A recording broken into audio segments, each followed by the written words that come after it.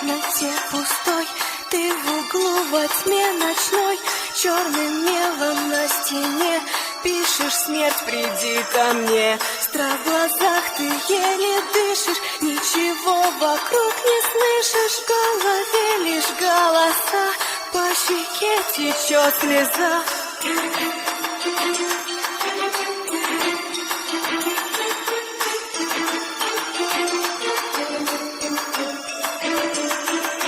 В чужой стране теперь, и тебе открылась дверь в мир, где души обитают, медленно тебя сжирают. Ты боишься, ты бежишь прочь от тех, с кем говоришь, и твои глаза пустые, у тебя шиза.